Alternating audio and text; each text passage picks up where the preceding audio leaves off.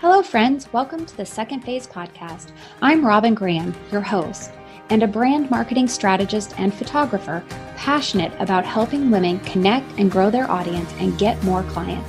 I am so excited you are here with me today to chat all about branding, personal development, and life overall in the second phase. What is the second phase? The second phase for me was a change in careers and learning how to navigate a new world and build a business from the ground up, when I was actually terrified to put myself out into the world as something new. For some, the second phase is a significant lifestyle change, a traumatic loss, a move, an illness. It could be any number of things. No matter the definition of your second phase, we are here together to learn about creating a brand that stands out and makes an impact, and grow as our authentic selves and follow our callings, our passions, our visions, and our values. Now grab your cup of coffee or the dog's leash, and let's dive into a new episode. For those of us living in the U.S., today is Thanksgiving. It's my first Thanksgiving as a podcaster and having this platform to share my thoughts and feelings. Because it is a day set aside for Thanksgiving, I felt it was a good time to talk about gratitude. Gratitude turns what we have into enough and more.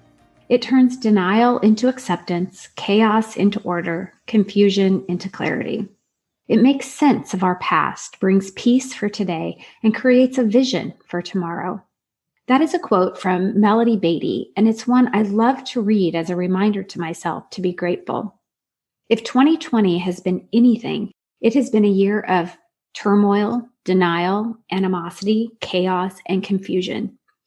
And yet, there have been many, so many blessings, both large and small. It can be extremely hard to see through loss and realize that there is something to be grateful for. But there truly is always a reason to have a heart of gratitude. Things that we may take for granted, our health, family, someone to love us, a bed to lay our head on at night, chairs and a table to gather around with family and friends, the freedom to go to church, shade from a tree on a hot day, the beautiful color of a flower, technology that enables us to work virtually, healthcare, feelings of joy, love, and safety. The list goes on and on. Germany Kent said, "It's a funny thing about life. Once you begin to take note of the things you are grateful for, you begin to lose sight of the things that you lack." In 1 Thessalonians chapter 5, verses 16 to 18, Paul tells us to be joyful always, pray continually, give thanks in all circumstances, for this is God's will for you in Christ Jesus. That sounds a lot easier said than done. But one thing I've learned is that something good always comes from something bad.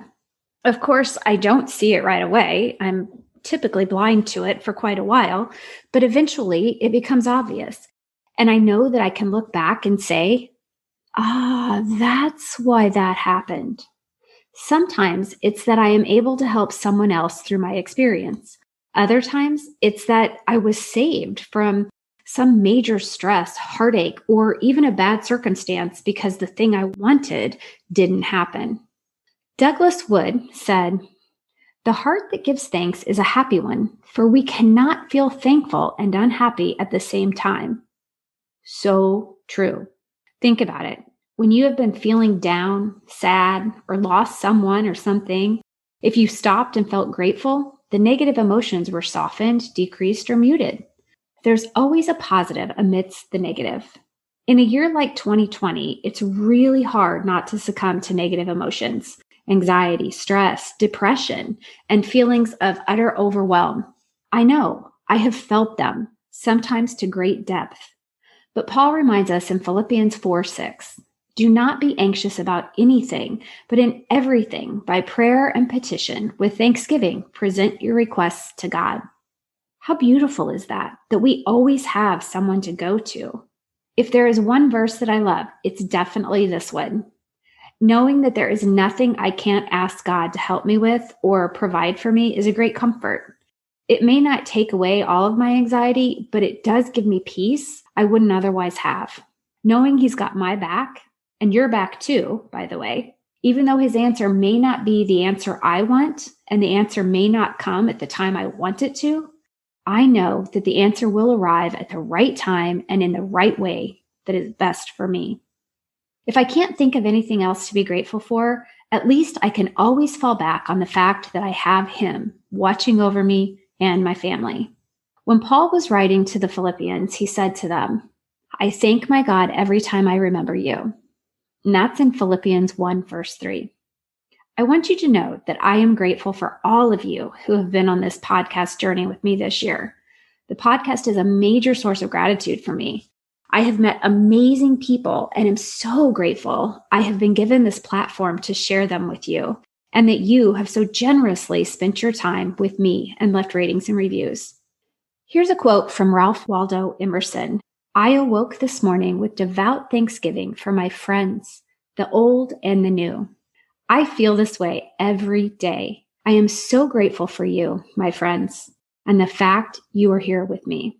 Not just today on Thanksgiving, but every day that you listen.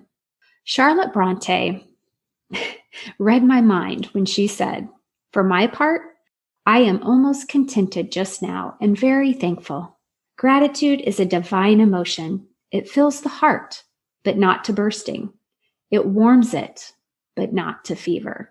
Gratitude is the attribute of being thankful, readiness to show appreciation, and to return kindness. As Melanie Beatty said in the quote above, gratitude turns what we have into enough and more. It makes us realize what we have, not just the tangible things, but the emotions too. Simply being able to feel is something to be grateful for. I want to share this quote from Tecumseh. When you arise in the morning, give thanks for the food and for the joy of living. If you see no reason for giving thanks, the fault lies only in yourself. I said it earlier, but it's very, very true. There was always something to be grateful for, large or small. And there are always circumstances that you can move through or survive just by being grateful. In episode 35, I talked about gratitude when in the midst of comparison. And in episode 66, I talked about being grateful for your unique gifts when imposter syndrome kicks in. If you are struggling with either one, I encourage you to go back and listen to those 2 episodes. I think they'll inspire you and definitely help boost your confidence going into the last 6 weeks of the year and into 2021. If you are feeling down, burdened by comparison or imposter syndrome, mourning the loss of a loved one, suffering from anxiety or depression or other illnesses, I encourage you to start writing down at least one thing every day that you are grateful for. The list will grow each time you sit down to write, and you will begin to realize your blessings far outweigh the burdens, stress, or overwhelm. Every single one of us has something to be grateful for. And it's really important to not take the little things for granted. If you don't have to eat with your fingers every time you sit down with a plate of food, you have a blessing to be thankful for. If you have a roof over your head, my goodness, you are blessed. There are so many things that each and every one of us have that we take for granted. And it's really important, especially in times like we've experienced in 2020, to genuinely see those little things in our lives that are true blessings. I am so grateful for you. If you feel alone, know that I am thinking of you and am grateful for you. Happy Thanksgiving. And that's a wrap, friends. Thank you so much for listening today. I am grateful to have you here with me. If you enjoyed this episode and found the information helpful, will you please take a moment to subscribe and leave a rating and review? That would mean the world to me. It will also help others find the podcast. I really look forward to getting to know my listeners. Will you please connect with me on Instagram? You can find me at The Robin Graham. You can also find me on Facebook and LinkedIn as Robin Graham. And I invite you to join my private Facebook group, The Brand Marketing Insider. Please spread the word about the Second Phase podcast. Until next time, remember to smile.